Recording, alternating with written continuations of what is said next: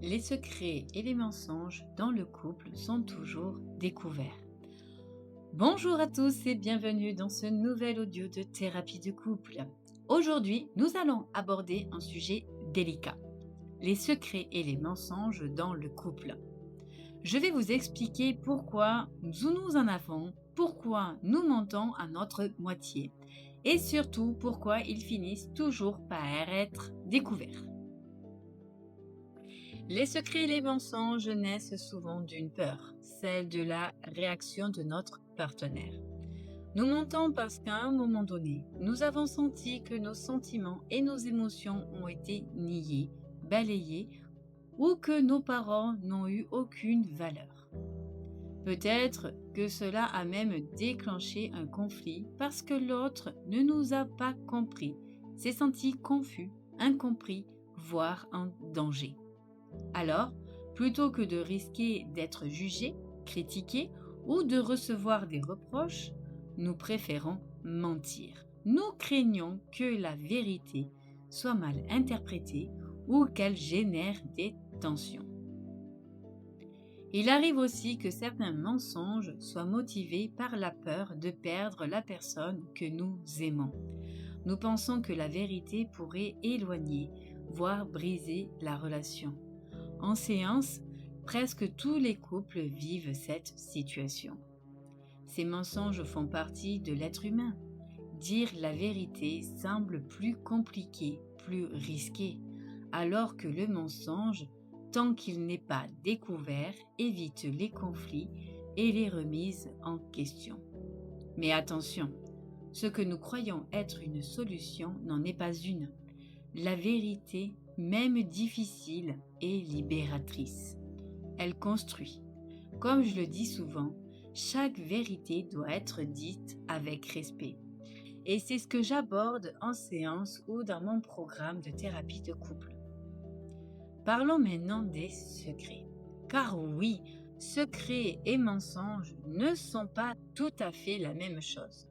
On peut garder des secrets pour préparer une surprise, un voyage, un anniversaire, un cadeau que l'autre attend ou n'espère plus. Ce sont de magnifiques secrets, même si certaines personnes disent ne pas aimer les surprises. En réalité, ce qu'elles n'aiment pas, c'est de ne pas avoir eu le contrôle. Et là, c'est un travail personnel à faire sur la blessure d'injustice.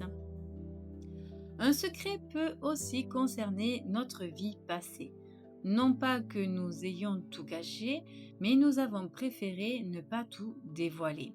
Comme je l'explique souvent, nous vivons des expériences dont nous sommes plus ou moins fiers.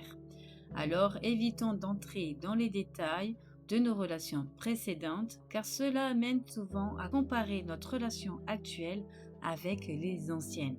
Et c'est ce qui fait le plus souffrir un couple. Et vous, quel secret portez-vous?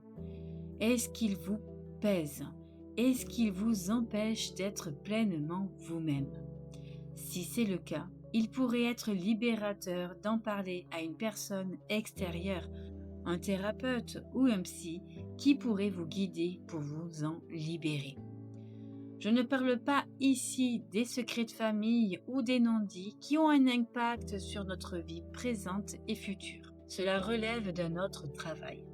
Je parle des secrets dans le couple, ceux qui peuvent être lourds à porter. Pour conclure, n'oubliez pas que chaque mensonge finit par être découvert, même des mois ou des années plus tard. Ce n'est pas le mensonge en soi qui fait mal, mais le manque de transparence, d'honnêteté et le sentiment de trahison qu'il engendre. Vous avez peur de dire quelque chose par crainte des représailles? Voici comment vous pourriez aborder la chose. J'aimerais te dire quelque chose, mais j'ai peur de ta réaction. J'ai peur que ça crée un conflit, que ça nous éloigne. Mais si je ne le fais pas, ça pourrait être interprété comme un mensonge, une trahison. Es-tu prêt ou prête à recevoir cette information? Attendez ensuite la réponse de votre partenaire. Il n'est pas toujours facile d'annoncer ces choses-là, mais préparer l'autre à recevoir une information difficile favorise une écoute active.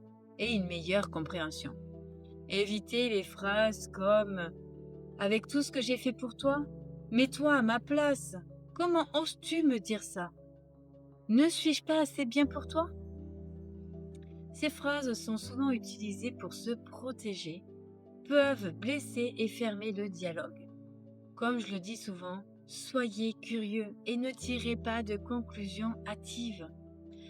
Je vous remercie d'avoir écouté cet audio qui aborde un sujet vraiment délicat dans une relation de couple. Si vous souhaitez aller plus loin, n'oubliez pas que j'ai écrit un livre, Vivre à deux, les clés pour comprendre et harmoniser le couple, où je parle du mensonge, de la trahison et de l'infidélité. Vous le retrouverez dans la boutique sur emilycdp.ch. Si vous voulez aller plus loin, n'hésitez pas à me contacter. Vous pouvez me retrouver tous les jeudis dans un nouvel audio sur un nouveau sujet en lien avec le couple. Abonnez-vous pour ne rien rater et je vous dis à très bientôt dans Thérapie de couple.